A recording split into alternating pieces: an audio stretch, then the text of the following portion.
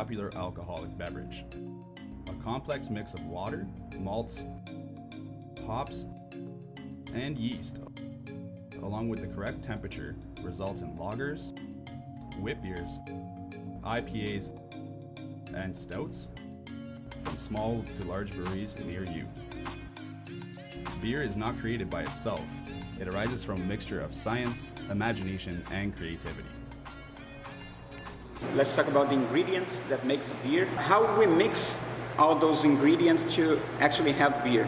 So the first step would be to mill the grains, and then because we really want the grist to be mashed. We don't want the full kernels to go inside the mash, because we need to break the kernels and have readily access to the starch content of the kernels, right? And also we want to preserve the husks that will act as a filtration mean in another step of the brewing process. After we mill and crush the grains, we send the grist towards the mash tun. So the mash tun would be the very first step of the brewing process itself. The goal of mashing is basically to convert the starch content of the malts into more simple sugars. We have to leave the water at a certain temperature. Normally it would be around 65 degrees, let's say 1 hour, and then we are aiming to convert the starch into more simple sugars. So after the conversion of the starch is done, this process is called the saccharification. So after the saccharification is done, we have to send all the grist, all the wort that is formed. The wort would be the combination of the water with the grains. So we have to send the wort to a vessel called the lauter tun. So the lauter tun, basically, lauter is a German word for separate. So the goal of this tun would be to separate the grains from the liquid wort. In the boiling kettle, the basic goal is really to boil the sweet wort, the liquid wort, and to add the hops. At this point, in the boiling kettle, as soon as the boil is running, is that when we add the hops into it. The first addition of hops basically is to impart bitterness in the beer. We leave there the boiling running for 60 minutes, and then by the end of the boiling, or close to the end of the boiling, we add a new layer of hops that would be the aroma hops. These hops will impart not only aromas but also some flavors in the final beer. After the boiling is done, we have to quickly cool down the wort in order to send to the fermenters. Warm wort has to go through a heat exchanger, wort chiller basically. So this wort chiller will cool down the wort very fast and bring it to a temperature where the fermentation can start right away. As soon as the liquid moves through the heat exchanger, then it's connected to the tanks through hoses, and the fermenters will receive the wort. So after we send all the liquid to the fermenters, then we are able to pitch the yeast. After pitching the yeast, is that actually the fermentation gonna start, and that's when we're gonna start having the beer, properly speaking. Because so far we just had the wort. And then basically we have to wait until the fermentation takes place during some couple days or weeks depending, and then we have beer. After a few weeks in the tank with a final filtration, the beer is finally ready. But the work is not over yet. The beer still needs to be packaged.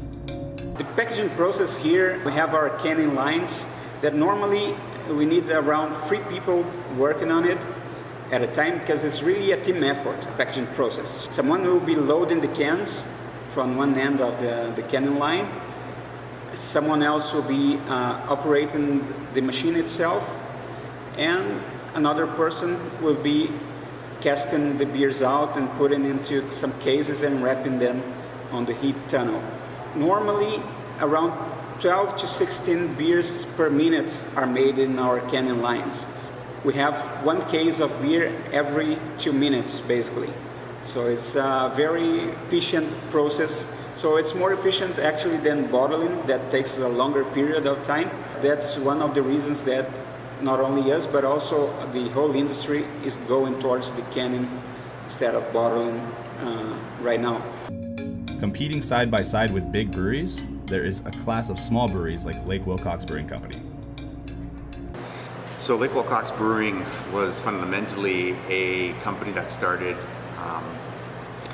probably back as far as 2011 when we started doing more aggressive home brewing and watching the brewing scene in Ontario unfold. We ultimately noticed a gap in packaging where there was a lot of people that were entering into homebrew markets and new brew markets and using brewer on-premise facilities to facilitate their craft beer itch. So what we did is we went to a company called the Brew Kettle in Richmond Hill, because that's where we were from and where Lake Wilcox obviously is, and we provided this canning service for their customers. So obviously we purchased a canning machine, we branded and created the can and label, and ultimately customers were able to do 5-gallon batches or 50-liter batches and can off and take it home in a custom can. So it all happened very quickly. We did that custom packaging for about a year. We applied for license on March 17th,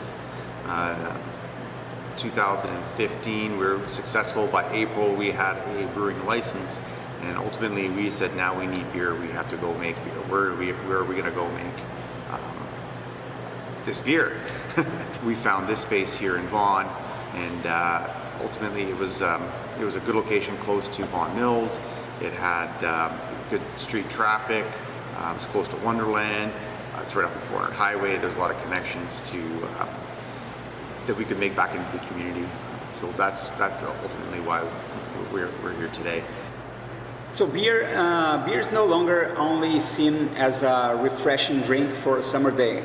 Actually, right now, people, not only the brewers, but also the consumers, are more concerned about the quality and the taste of the beer and different styles, different tastes that can be enjoyed throughout the year. So not only during summer, but also winter beers, fall beers.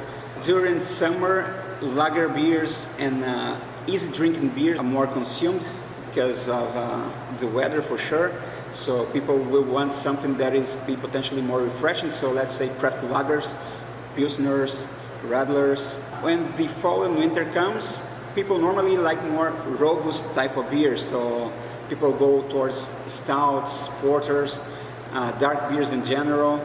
People that don't appreciate beer, it's basically a matter of being educated in drinking.